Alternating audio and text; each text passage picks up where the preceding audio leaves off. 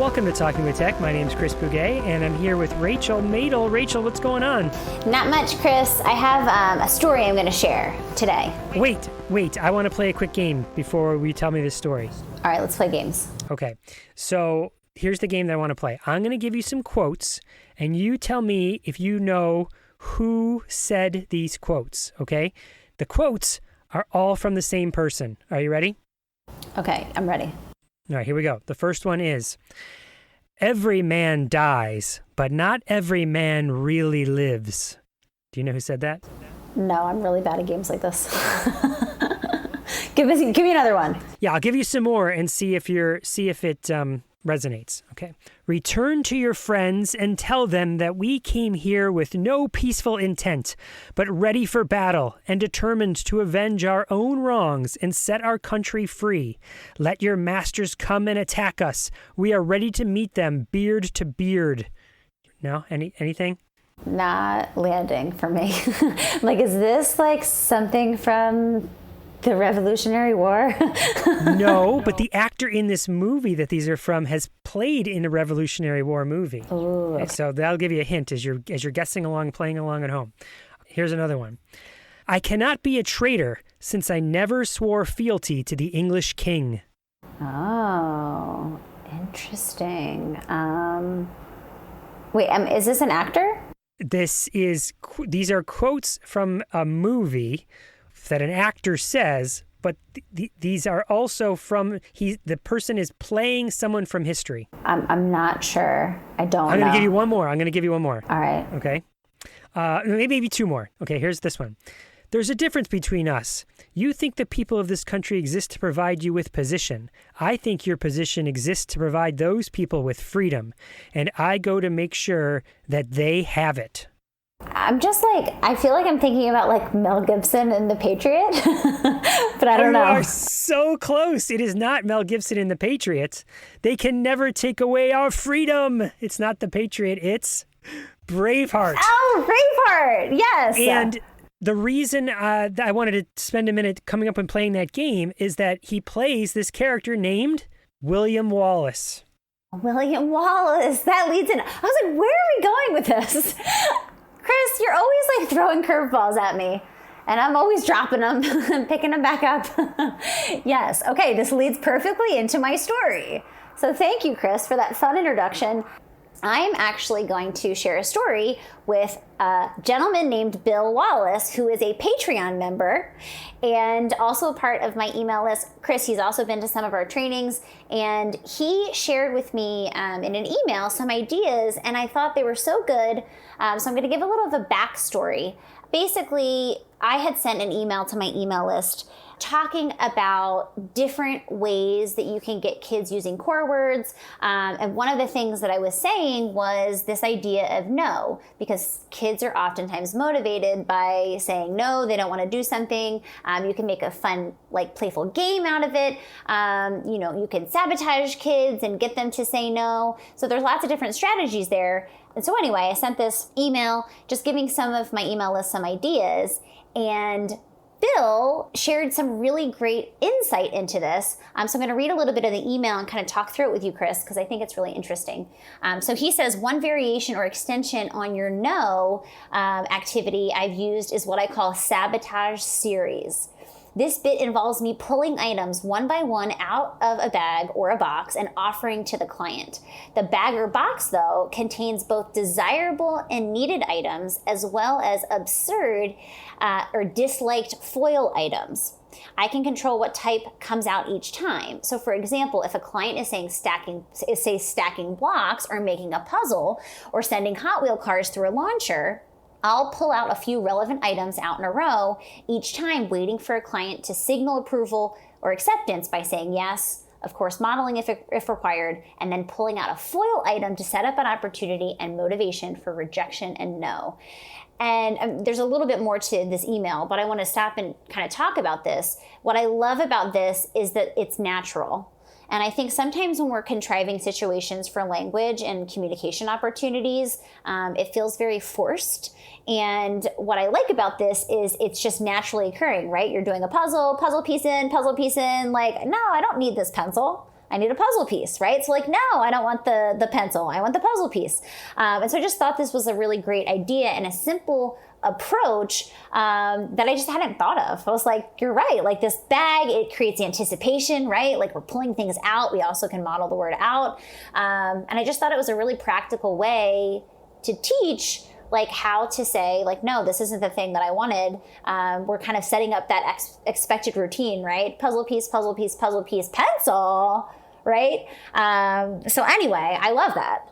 That is so fun. What a fun way. And like you said, that's so natural and goofy, you know, and you can control how many success, barrier, overcome that barrier, get a success, and then more successes in a row. And I just find that really well thought out. Well done, William Wallace. I also want to read a little bit more. He says, if the client accepts or signals yes to the foil, I'll give a puzzled look and let them take it and see what they do with it. If they actually try to use it, example, put a baseball into the Hot Wheel launcher and it won't fit, I'll model something like no, plus use AAC or gestures and add something like it's too big and offer a correct item and so on. Which I just thought, again, is like we're really following a child's lead here and in a way that I really appreciate. Because again, it's kind of like how we attribute meaning to the words that kids say on devices. You know, there's cause and effect with like trying to, you know, put a pencil into a puzzle, right? And kids have to go through that exploratory, you know, piece and that problem solving to figure out like, no, this isn't what I actually wanted. And so I just thought that was such a clever idea and way to target and sabotage this. What does he call it? A sabotage series. Sabotage is one of my favorite strategies of all time. And it is really one of the reasons, it's one of the things I miss most about being with students doing actual work as a speech language pathologist in a direct structured setting is because I could be I always call it like the wacky Uncle Chris. Do you know what I mean? Like the wacky uncle that could come in and set up these kind of fun experiences for the student that do fit naturally. Like, so for instance, in Bill's example there, or your example of the puzzle, you know, taking that, something that happens all the time with puzzles is that you lose a puzzle piece. So we could just intentionally set that up. Like, as we're putting this puzzle piece in here, I'm just going to snag this one and I'm going to sit on it, or I'm going to put it under my chair and I'm going to take this other one and I'm going to just flip that one on the floor, you know, because they oftentimes, and you're making a puzzle, they do fall on the floor. So now it causes this moment of like, well, I'm lost. Where is this thing? And that generates some communication. It generates a language opportunity to say, where is it? Not there. Nope. Is it under the chair? Nope. Is it behind my back? Nope. Is it on my head? Nope. Oh, it's on the floor. There it is. You know, that sort of thing. I'm curious, Chris, because I forget what I was doing. I was either reading something on Facebook, or I don't know where this came from, but I was reading something from someone saying that like they don't really believe in contriving situations. They just follow a child's lead. And I kind of like had some pushback for that, because at least what I've learned in my practice is that if we just solely follow a child's lead and we don't ever kind of try to figure out situations where we can use these strategies like sabotage and all these things, then I just don't think we get enough repetitive practice that we need in order to really generalize these words that we're learning. And so I'm just curious what your thoughts are, because I think it's a balancing act, right? Like we can't just like, I don't want to contrive situations that would never actually happen in a child's life just to get them to say a specific word. But I do think it's valuable to really, you know, think of situations that would mimic real world problems and circumstances, like how often do we actually lose a puzzle piece, in order to teach kids how to communicate what they need, to advocate for what they need, and to just, again, get that repetitive practice, because we just need so many opportunities with this specific word, for example, to learn it and to use it. And so I'm just curious what your thoughts are on that. My thoughts are that you have to contrive certain situations depending on the skill and the word that you are the targets of what you're trying to teach. So for instance, if you were going for like a social emotional and you're teaching like how to handle a situation, well, and what you might say in these situations, you might need to practice in a contrived setting so that when it becomes generalized to a real world setting, you know what to do. In the very much same way, when we do professional learning, we practice outside of the setting, and then you go and you practice in the setting with the student. But you had some moments to practice in a contrived setting. But I bet what that person was getting at online, that you referenced, is like, I just always follow the child's lead, is that I bet that person's experiences, they see so much contrived, right? It is, they're like in an autism program, maybe you go in there and it's like everything is structured to a T. So I'm going to go complete 180 and say I never do that. And anytime you're at any polar opposite like that, it's probably the sweet spot. The right move is probably some sort of sweet spot in the middle. Do you know what I mean? Like, okay, you don't have to do all contrived, and you don't have to do all completely follow the child's lead. There's going to be some sort of experience in the middle. Yeah, I mean, I would agree with that. I think anytime we're on the opposite ends of the spectrum, it's probably like we need to take a few steps towards the middle. But it was interesting to think about. And for a second, I was like, oh no, like, am I doing the wrong thing? Am I contriving too much? And I was like, I don't think so, because my kids need opportunities to practice. And it's not like they're not motivated. It's not like they're not useful situations that we're thinking through, right? I just think it gives more opportunities for practicing. And we need a lot more opportunities. And it's just like, it kind of goes along with this idea of balancing all of the aided language input that we're giving kids, but then also getting really strategic about the vocabulary that we're choosing to really hone in on and target specifically. Like, I want parents and teachers and communication partners to model all the different words in all the different situations, just so we're giving all of that rich language input. But we also need to have, like, on the other side, like a strategic plan to really practice those words and get them generalizing so that kids have, autonomy and the ability to create independent, words and phrases and, useful things for their life that they want to communicate. So I think it's kind of just the same balancing act, is like, we need to kind of do both and be cognizant of both, so that we're able to see gains. Mm-hmm. I think of an example, like a practical example would be, let's say I'm walking down the hall with a student and I drop my clipboard, and then I pick it up and then I drop it again. And then I pick it up and I drop it again. Well, why am I doing that? Because, well, there might be some language target, like the phrasal verb, pick it up, or do you need help? Or, oh, I'm sorry, to maybe teach some sort of empathy that's what you do, because maybe I'm picturing myself in an elementary school with a student standing next to me, right?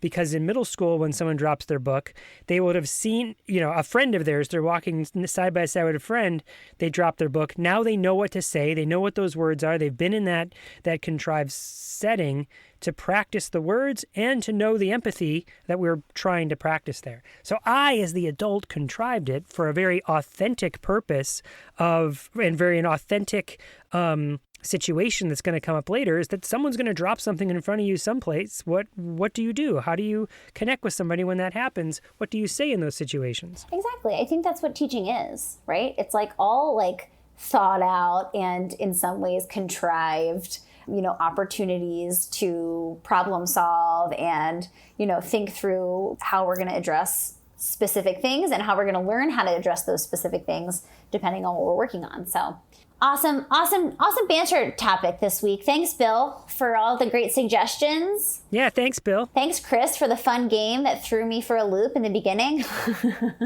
What's our interview today, Chris? So this is a great interview. So do you remember you sent me a text, I don't know, a couple weeks ago, and you were like, hey, Chris, this person is talking about us on her podcast.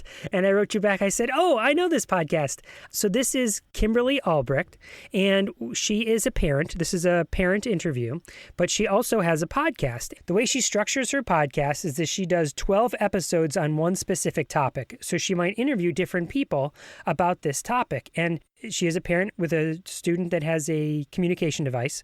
And in this particular topic, it is all about literacy.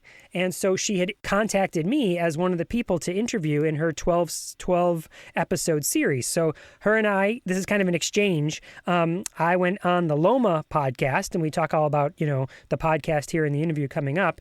And then I said, well, how about you come on our podcast and give us a parent perspective of how things are and your history and what you think about AAC. And so that is the interview you're about to hear. You're about to hear my interview with Kimberly Albrecht.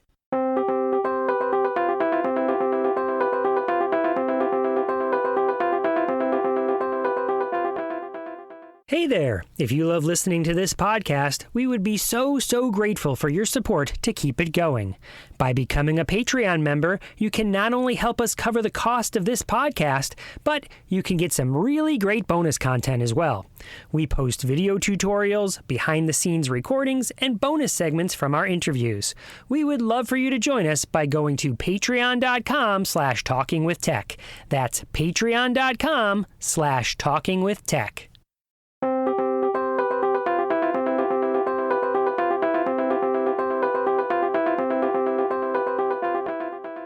Welcome to the Talking with Tech podcast. My name is Chris Bouguet. I'm here today with Kim Albrecht. Kim, am I saying your last name right? Albrecht, yes.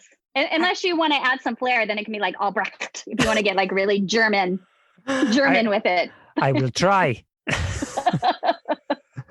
So what we're doing here today is a little bit of an exchange of, we're doing like a podcast swap, would you say, Kim? Is that fair? I mean, I came on the LOMAH podcast, which you're the host of, and now you're coming on the Talking with Tech podcast. Does that sound fair? Yes, that sounds fair. Although I must admit, I do not feel worthy to be.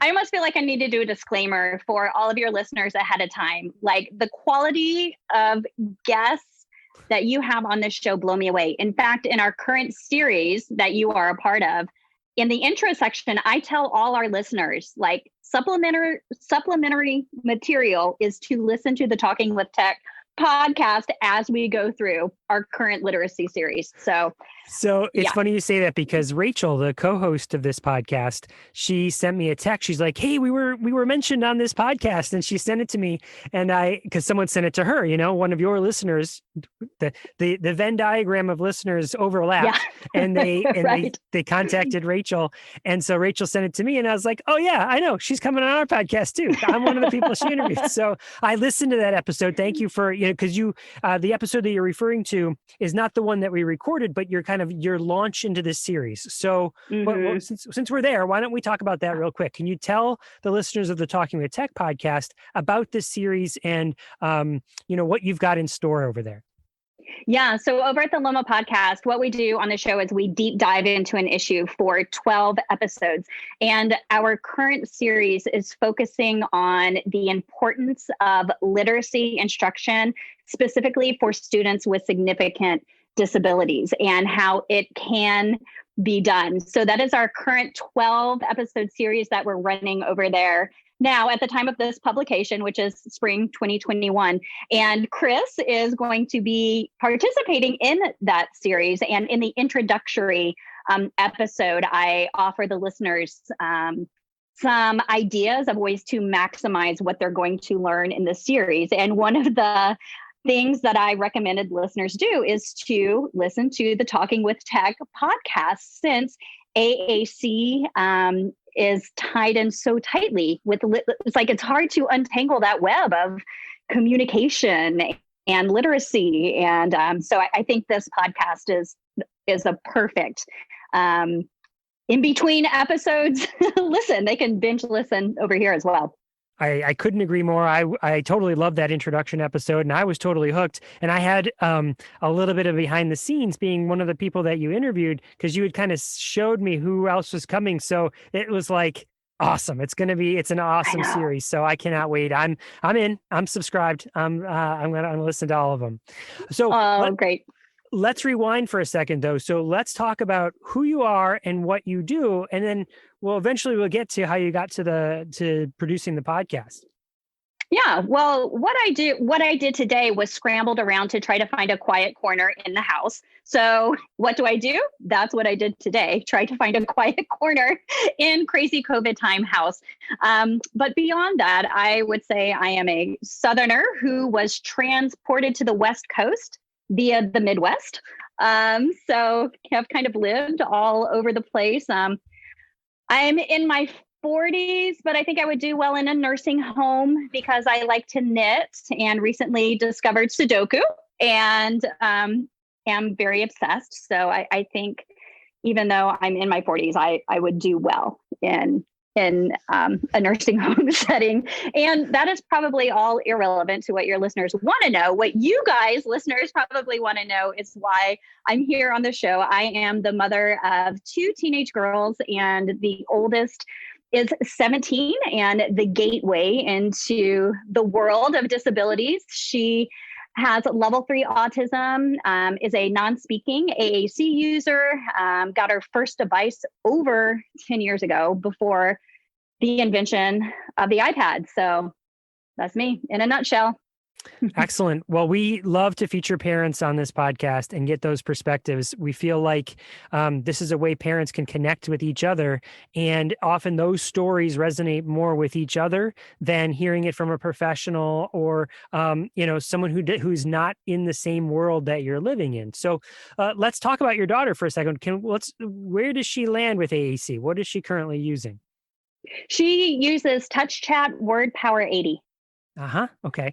So funny story about pretty much any of the products like the Saltillo and PRC products, I actually suggest sudoku as an analogy. Like people want to go in and kind of make all sorts of customizations and stuff, which of course you want to do, but it kind of out of the box, if you don't really understand how it's designed and you don't really know what you're doing, people might want to change things up. And I'd be like, think of it like a Sudoku puzzle or a Sudoku puzzle.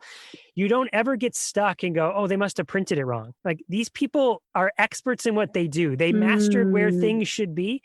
Don't keep things where you are, add stuff to it, but don't go around and change things thinking you know it better. Right? And no one ever says when they're doing a Sudoku puzzle, you don't go, man, those idiots, they must have printed it wrong. No, they printed it right. It's us who haven't figured it out yet. It's the same thing with those particular systems. So I love that, because I'm thinking even of how we made that mistake. Over the 10 years, there was like a period of time where we kept making some changes and customizing and doing all this stuff. And it ended up being a little bit of a jumbled mess, to the point where our SLP was like, scrap the whole thing and start over again. So I'm glad you brought that up, because that has been a part of something that we've experienced in over a decade of AAC use. Well, so this is an excellent segue to the next question, which is you let's talk about this arc of your journey over the last 10 years. Like, how did it start? What kind of stages did you go through? And then where are you now? Yeah. Well, I think I was never a hard sell with the idea of using augmentative communication. I think maybe some families have that initial period of resistance because of maybe hearing some misinformation about why use AAC. And so we were never in that camp of having to go through the stage of being convinced by the SLP that this is a really, really good idea. When Miranda was in preschool and the elementary years, this was before iPads were invented. This was early 2000s. So the iPad was not really a thing. And at that time, they were using things like sign language and PECs for her communication, and also continued some attempts at speech. And it was around first grade, maybe kindergarten, when she got her first device. And it was this big, huge, clunky thing. And I hate to admit that we, my husband and I, we weren't great supporters at home, because we found this device to be kind of cumbersome, and she still had some signs, from those early years, the PECs and the signs. And we were one of those clients at that time that had to be nudged to just turn the thing on and use it at home. Mm-hmm. And in hindsight, I'm like, oh gosh, we lost some really valuable years as a result of that, of her just not having her device with her in the home and us using it. And so if I could rewind, I would do that differently. And it was when she got the iPad that we started to do better with it. I think because we were more comfortable with the device, and But we really did not get like fully immersed into her AAC device until her sister came around. I was going to say, what changed it for you? That's the question was running through my mind. You're telling that story is like, so how did things change? It was sister / same age peers that turned it around for us, because they're from the digital age. You know, I didn't grow up with all this digital stuff. So her sister was always very comfortable in this device and would go in there and talk to her, would model and talk to her on the device. And it was her sister that would bring up to me, like, she started speaking AAC to Miranda. She started speaking Miranda's language. And so did the neighbors. Our house is a little bit of a Grand Central Station, lots of kids coming and going. And these kids were so incredibly comfortable in this device. And they were talking to her on it. They were talking her language. They were talking AAC to an AAC speaker. And they would also bring up interesting things that it was like, oh, of course, like nobody says that anymore. Like, I don't know. I'm trying to think of like some slang that a 40-year-old woman would say that a teenager wouldn't say, you know, like they're groovy or something. Right. Yeah. Like we probably have like some, you know, in the social page, and like Kendall would say stuff like, Mom, no teenager says this stuff. Right. And so we, you know, it's like, you're right. And then we realized that even like some of the music choices we had in there were like, she's like, no, she wants Bruno Mars in there.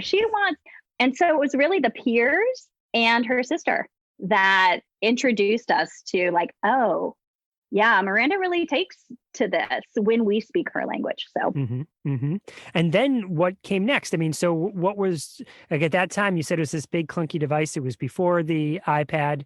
And then did the technology change? She always started with, so she had the big clunky thing. And then as soon as the technology came to where there were apps on the iPad, she started with touch chat right away. Okay. And so, yeah, I think that, and it was years, I mean, I hate to admit it, but I mean, we're talking like she started early elementary school years with the iPad and touch chat. But it was when her sister was more like, you know, preteen, teenager. So that was a big hunk of time where she had it, but she didn't have it with her all the time. So yeah. Okay. So now, for several years now, she's been using touch chat on an iPad as her primary AAC tool. Would that be fair to say? Oh, yeah. So now, I mean, so she's 17 now. So this has been, I don't know how many years ago, 6 years, 6 years of us like, oh, okay, this is how Miranda speaks. So now we're like 6 years in to speaking AAC with her always having her device with her. So yeah, that's what she speaks now. I would say that how can she communicate on the device? She is definitely coming along. It started, I think how most start, where it's a lot of like requesting of things. And it was really exciting when she started sharing experiences with us. I remember the first time she did that, we were at the Redwood Forest and we were hiking. So we were going for a hike in the forest and she had her device with her. And years past, we probably would not have had her have her device with her. So, as parents, we're finally catching up to providing her what she needs. But she did. We were walking through the forest with her device and she went on there and said, "Yellow leaf fall."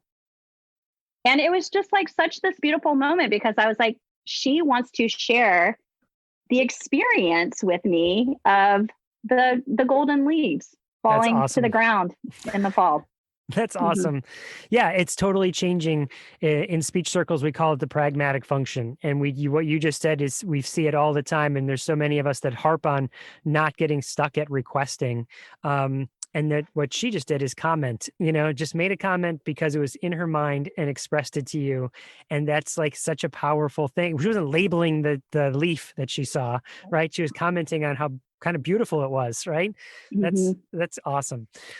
So let's talk about the experiences that some of the challenges and barriers that you face when it comes to modeling, because it sounds like now that your family is using the device to model, to show where words are and what they mean.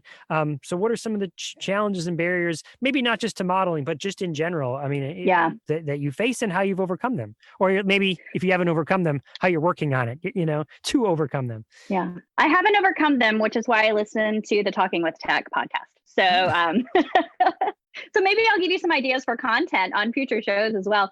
I think right now, one of the biggest barriers that we're facing, honestly, is finding an SLP that is, and I know you have a lot of SLPs that listen to the show, finding an SLP that is like deeply trained in AAC. And by deeply, I mean like helping us move beyond communicating right there on the device, but rather doing things like integrating the device into social media or syncing the device to easily send text messages, or using the device, the voice on the device to initiate Amazon Echo. Mm-hmm.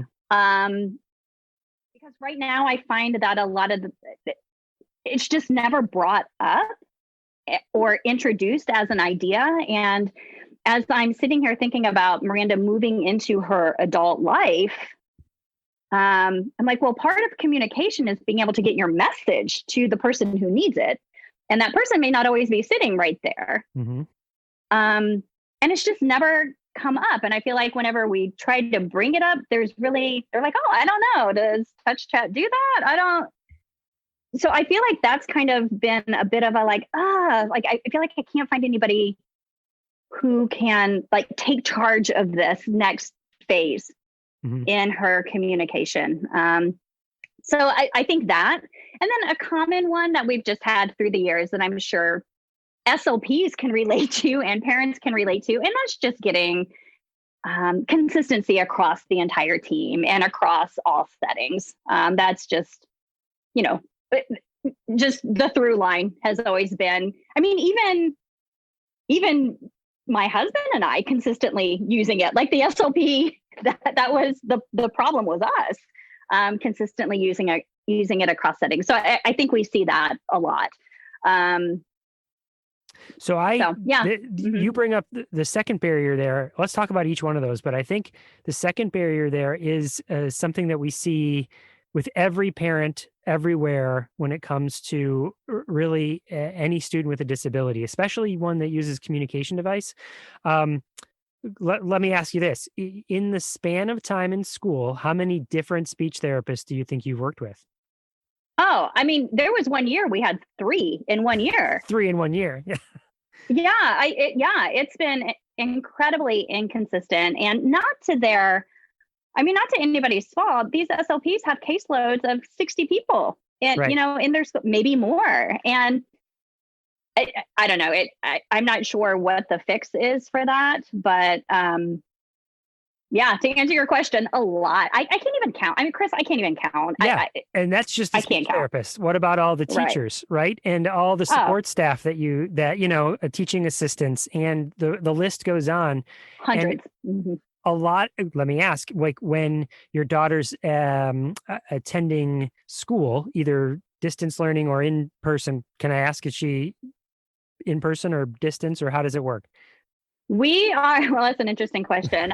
In fact, on our podcast, there's been a couple of episodes just on we're in the middle of a very interesting educational journey right now. She will be starting at a new school, an NPS in the fall. So right now she has been home with us, homeschooled since around February 2019. So 2 years here at home, which have been incredibly great for her because there is that consistency. But she'll start back into a school setting in the fall, COVID willing, life willing. Yeah. So that kind of leads me to the point that I'm sort of making, is that you are the consistent force. And so should our intervention be more with your daughter or more with you and the family and the support network that's going to be more consistent? Because then the next speech therapist, the next teacher, their skills when it comes to AAC, sort of what you're referring to with that first barrier, is might be all over the map, and you might even have people that are aware of what to do, but are not practiced on how to do it. Do you know? I'll take those people over who don't know anything. Do you know what I mean? But so let me ask you this. Do you know if you have access to any personnel that specifically work in assistive technology? Because I feel like the answer to your problem with the besides linguistically, like, can you, like you said, mentioned text messages and reaching out to Amazon and maybe controlling the environment with the device and communicating beyond just a one-to-one in a setting. Someone who's skilled in that, an assistive technology person might not know, but they might be the person that has would take that sort of challenge on and say, let me see if I can figure that out. Like, I don't know, but I'll learn, Yeah. I don't know the answer to that in the new school. But that's interesting. I'm thinking of IEP meetings and parents, and most public schools do have AT staff there. But I don't think I've ever seen an assistive technology person at an IEP meeting. Yeah. Well, typically we like to, maybe not attend the IEP meeting so much as be a support to the whole IEP team. Do you know what I mean? Like, because if we go to an IEP meeting, we often solve one problem for one person. But if we teach the teacher how to solve that problem, now they can do that exponentially, and they have this confidence that they can go in for other, because there are quite few of us. Do you know what I mean? And so if you think of all the IEP meetings that happen all over, we try and keep it minimal and build capacity in the team around them. So really, ultimately we'd want you to know that skill, because again, you'll be the one that's with your daughter the most, to address that. The third option that I had when thinking about that is going to the Saltillo rep directly and saying, hey, other people use this app. Like, how do they control this? Do you know what I mean? Those sorts of, as a potential. Yeah. I'm thinking too, the AT person, we were talking about how Miranda's sister was the one who got on there, and I feel like maybe she should be like our AT person in this house. Kendall, figure out how to send text messages with this thing. Yeah, you're right. Good point about, because that's probably, that's the solution, is teaching the team, teaching it across the board. I think even like planting the seed that this is a good idea. It's not just about, but like communication is like getting your message to the person. And there's a lot of tech involved in that. Well, can I tell you, the other idea that you just sort of mentioned, and that is a struggle that a lot of people have right now, is especially with distance learning, is like, kids are turning their camera off and they're not really engaged in the education that they're, because they're not solving any problems. It's like a teacher talking to them. And what you just kind of described was, okay, here's a problem. Here's a real person that has a real problem. Kids, help solve it. Do you know what I mean? If we could pose, and you mentioned like peers or her sister, that we could say, how can we get this device to do that, and do it in a way that your sister finds it easy and not cumbersome, and it's not a struggle, and enjoys it. That's a worthwhile challenge for anyone to take on, and meaningful outcomes. Yeah. And invest it, and then I think too, those are the people also, you mentioned the importance of the consistent people being the ones that are trained. Her sister is going to be one of those consistent, at least I hope. I guess she's probably going to jog off like 5,000 miles away by the time she graduates. Like, I'm out of here. But, like, hopefully she's a consistent piece. Yeah, interesting. I'm going to do that. Chris, I'm going to do that. I'll let you know what happens. I'm going to put her sister on this task of how to, we'll send you an email or a text message from her touch chat. I love it. Before this publishes. So let's talk about some triumphs here. We talked about the barriers. What are some, like, when you look back over the 10 years, what are you like, yes, you pump your fist and you're super happy about? Yeah. I what we've already mentioned, and that was that I feel that our family is now bilingual. We speak English and we speak AAC. So I feel learning that language has been a triumph, and it was just as easy as getting in there and doing it. We just the way that you learn a language is to start speaking the language and be immersed in the language. So I would count that as a win. I think another triumph that we had is relaxing the ways, and this may be like a mindset, like relaxing the ways that we felt our daughter needed to be talking on her device and just letting her talk. Like, for example, I know this is something that I hear a lot of parents question and maybe are concerned about, is what seems like their child stimming on the device. And so we used to like kind of jump in there and redirect. And when we started to like, and she may have been stimming, maybe. But when we started to just like relax about that and think of it as like babbling, that's part of language development, is you babble.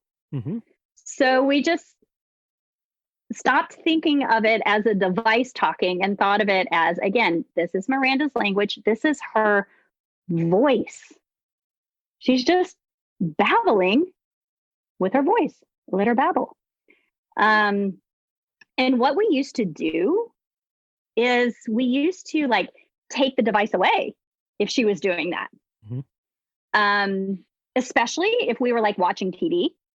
I think this is kind of a good example. And maybe another example too, of similar to the yellow leaf falling off the tree. We used to like take it away, but now what we do is treat it how we would treat any child who's talking too much while we're trying to watch TV. Yes. Like, we don't put tape over their mouth. Right. What do you do? Do you go over to the device and say something like? Well, her receptive language is quite strong, we believe. So, I mean, we just go over it. We're like, Miranda, we are trying to watch TV. Like, wait until the commercial. We're watching TV here. Like, you can't talk that much. If you feel like you want to keep talking, you need to go do it in another room. And so we give her the option, like, talk all you want, but don't do it here while we're all trying to watch TV, girl. It's the same that we would anybody else. And so what's been like interesting about that, and what's been kind of cool in that process, is for now, she pretty much does a great job. And she still has her device with her, whereas before, we would have like taken it away. And she's just recently, within the last month or two, she has started making appropriate comments as we're watching TV. So she always wants her device right there. She always wants it on, like the screen has to be on, but she's not babbling on it now while we watch TV, but we will watch American Idol and she'll say like, the girls sing, or the other day she commented on something that one of the contestants was wearing. And we were like, oh, it's so exciting when that happens. And it was just, again, to the leaf falling on the tree. It's just because she had it with her and was learning like appropriate times to talk. I so applaud everything that you're saying. What you're saying is, you treated her like any other teenager, any other student, any other person that was, if they're doing something that's annoying to you, you just say, please don't do that. It's hurting my feelings. I don't like it, and as opposed to what so often happens when we're talking about stimming is this immediate need to abate. Like, I need to stop that action, so I'm going to take it away. But that's not what we do with other kids. Take any other student. They take your other daughter, for instance, or I mean, I have my own kids. If I tell them not to do it, I guarantee you they will do it more, But if I'm like, guys, this is hurting my feelings. I'm really trying to watch this and I can't hear it. They go, oh, sorry, Dad. Like Hmm. it's just much more natural and respectful, I find. Yeah. Well, and I've heard too, this is kind of an OT thing, maybe your OTs that listen, that a lot of people with autism have it's like I don't know what the word is, interoception or something, but it's like struggling to, it's like an awareness of self, like Mhm. a lack of awareness of like that they're being loud or so it may be as simple as I just don't realize it. I mean, most teens don't realize it, right? Like we have to tell them like, hey, you're being loud, like tone it down about 3 notches. But then you add maybe a potential like sensory thing that keeps you from even being aware of things like that. And, I think it's just a matter of like teaching what's appropriate and what's not. And offering that option.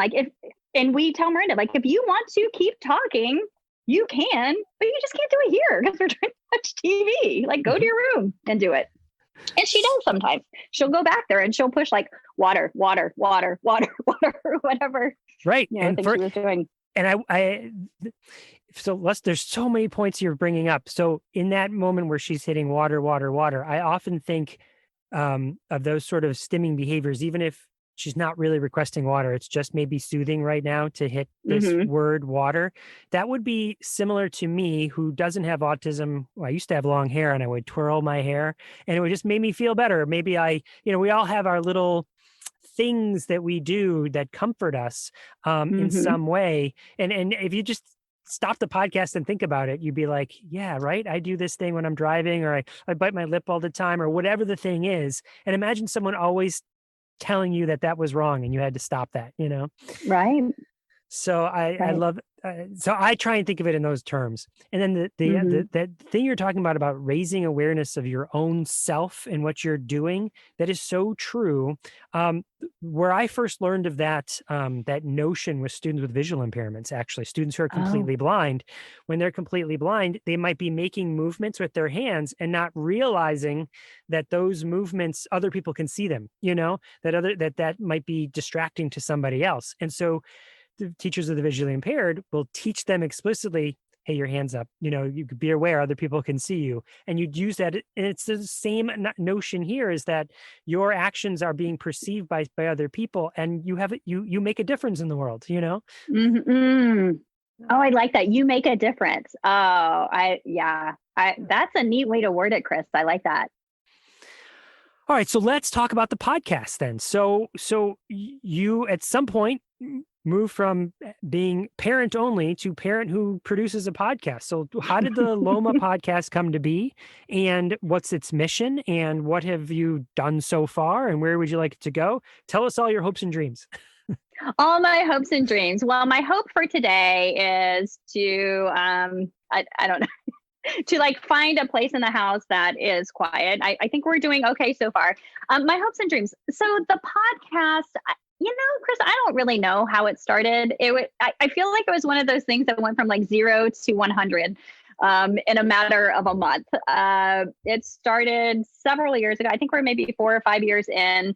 There weren't that many podcasts at the time. And my daughter was like 14, 15 around that time. And we were beginning to look into the future and just had so many questions about how to best prepare a life for her that is filled with purpose and dignity and choice and independence of her father and I.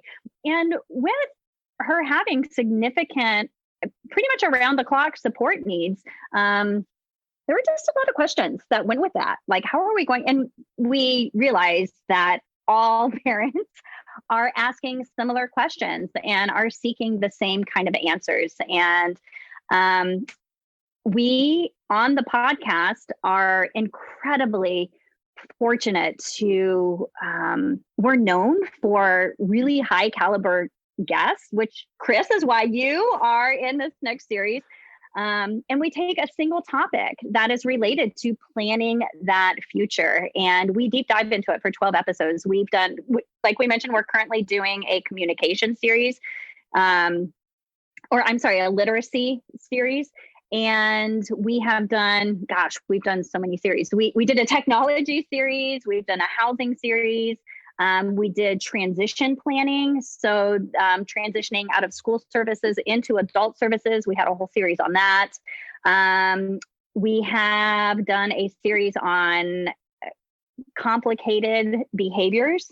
So even things like fecal smearing, co-occurring psychiatric conditions. So yeah, I feel like we are a bit of a unicorn in the podcast world because we do dive so deep into these topics, and the guests that we get they're par none experts in the field. We do not have an episode if we cannot get the guest we want to do that episode. Mm-hmm. We just don't do it unless we can get who we want. So yeah, that's what we're doing over there.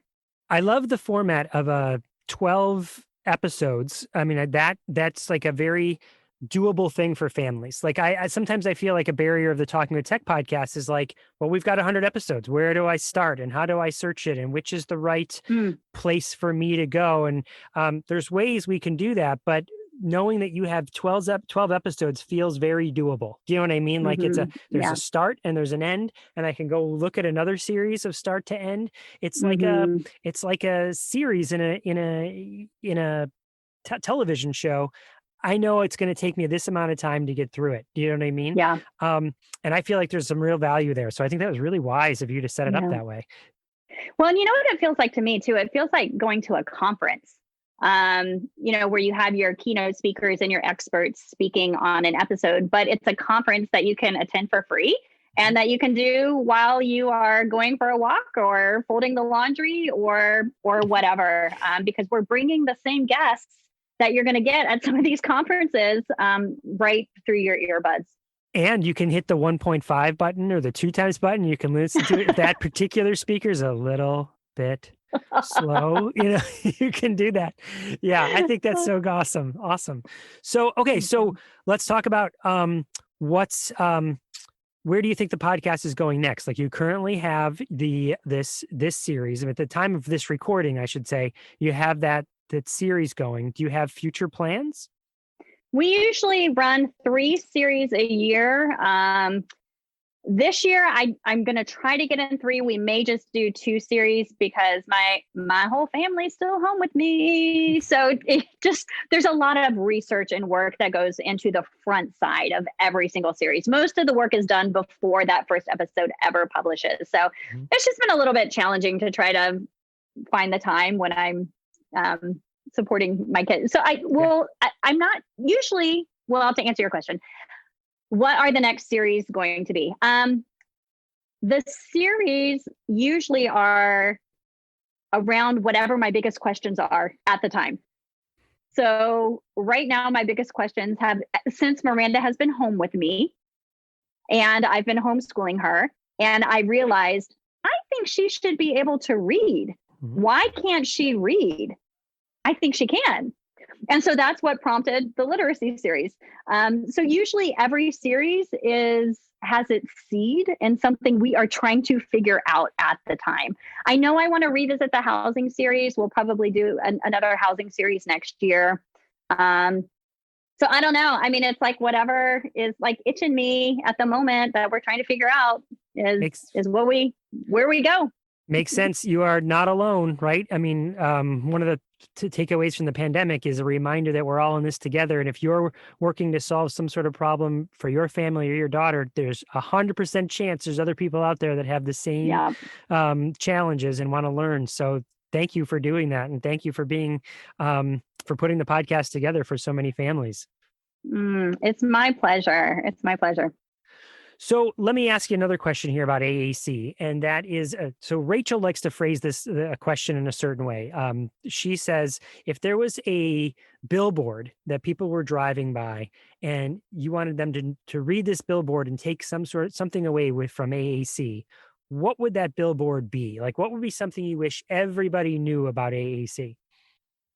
I think the big banner would probably say something like everybody has the right to communicate, or everybody has the right to express themselves. Everybody has the right. AAC is so important to the user. It's so important to the user. They have the right for socially appropriate means of communication. Without inappropriate means, they're still going to communicate, but it may be through things like behavior that is not socially acceptable. Even behavior that may look like aggression or self-interest behavior. And we don't want our kids to have to communicate that way.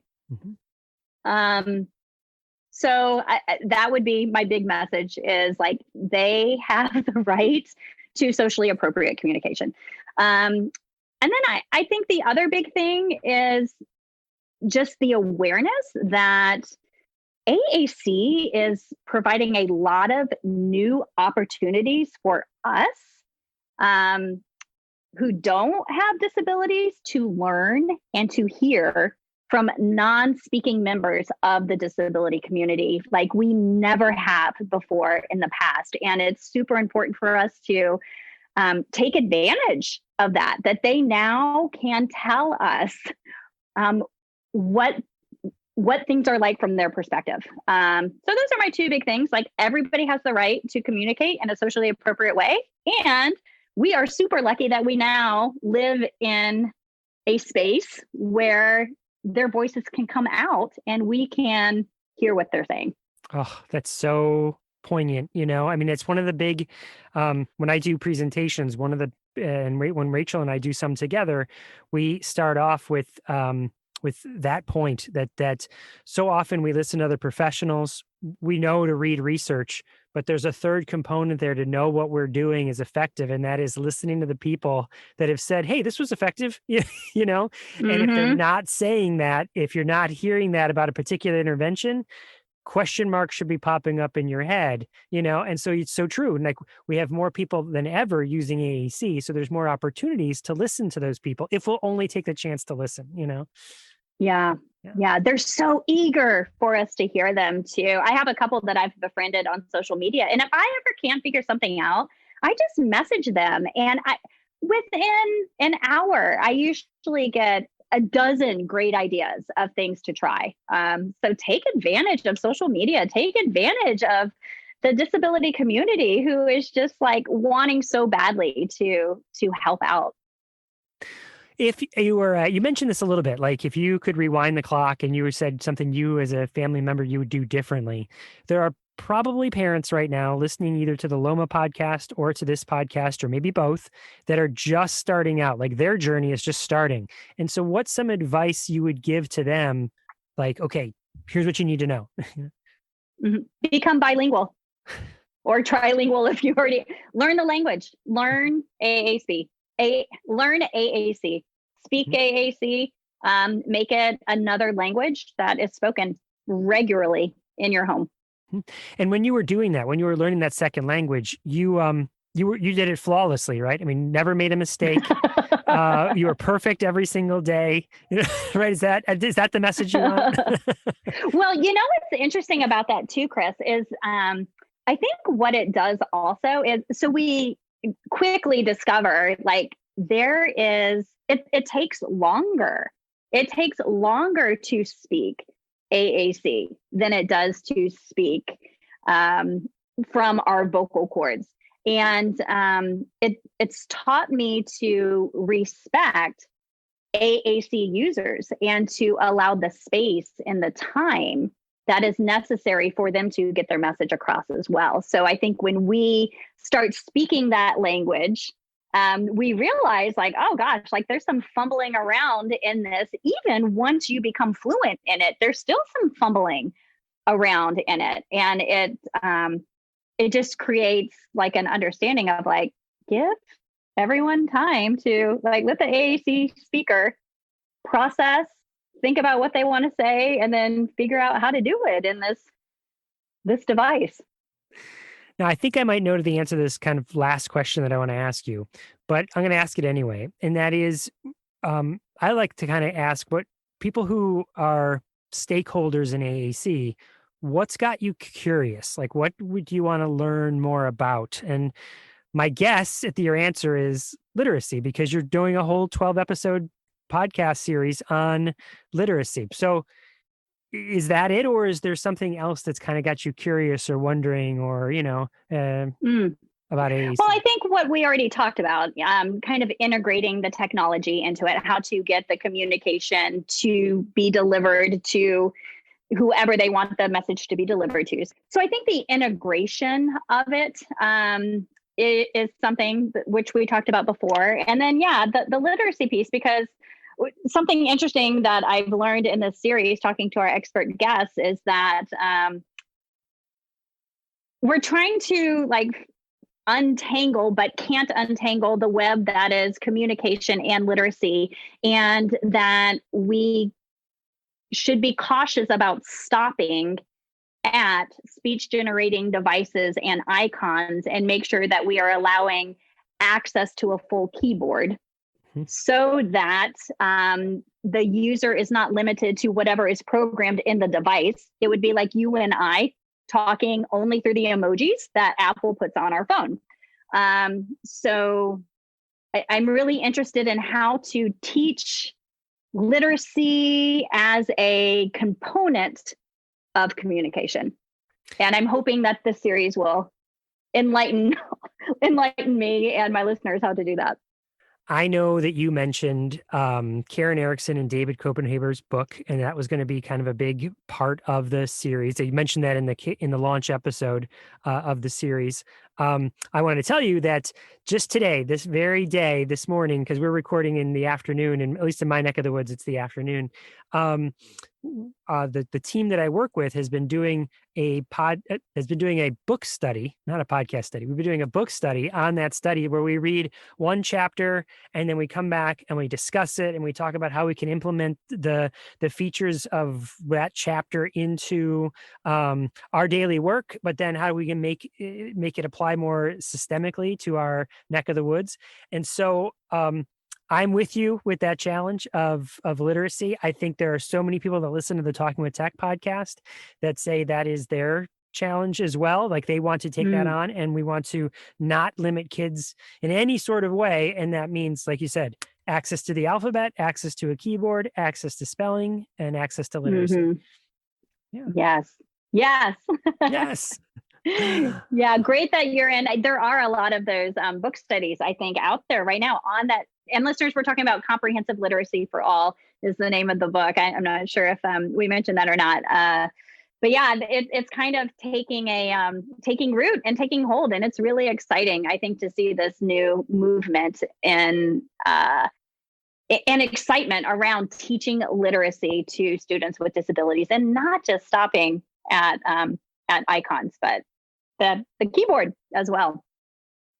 Awesome. Any final thoughts here, Kim? Just thank you to you and Rachel for this show.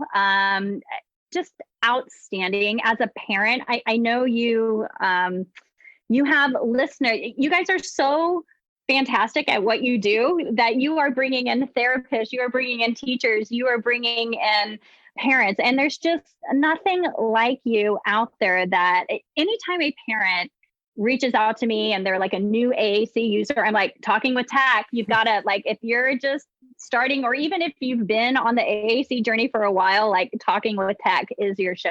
So thank you for putting this out there. I think it's an overwhelming thing a lot of times for us parents, and you and Rachel are just fun to listen to and have such great guests. So thank you for putting on the show, and thank you for letting me slide in here for an episode. Well, thank you for coming on and volunteering your time and your openness to you and your family, and to the podcast and the series that you're doing. I know that I'm going to be sharing that with educators. I'm going to be sharing that with family members to help spread the word about literacy for all, and not just that series, but all the other series that you've done before. So keep up the good work. Thank you so much. And we so appreciate your time. Thanks so much.